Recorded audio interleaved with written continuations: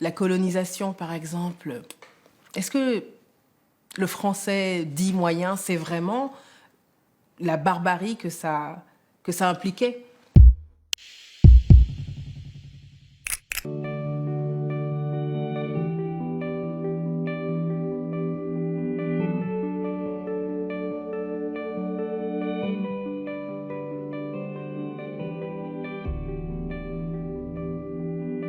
Je parle de sociétés vidées d'elles-mêmes, des cultures piétinées, d'institutions minées, de terres confisquées, de religions assassinées. Je parle de ceux qui, à l'heure où j'écris, sont en train de creuser à la main le port d'Abidjan. Je parle de millions d'hommes arrachés à leur Dieu, à leur terre, à leur habitude, à leur vie, à la vie, à la danse, à la sagesse.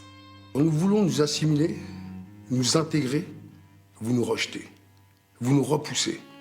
Quand les populations coloniales veulent se libérer, vous les mitraillez.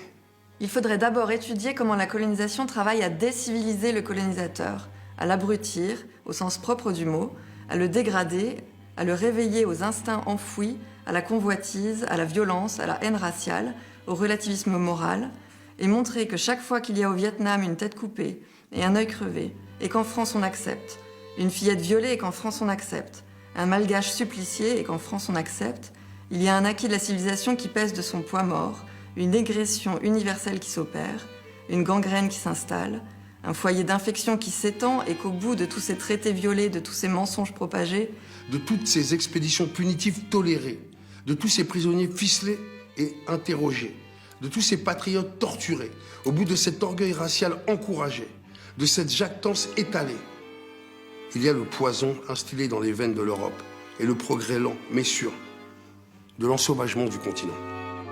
Donc on n'est pas dans la victimisation, on est dans le miroir tendu.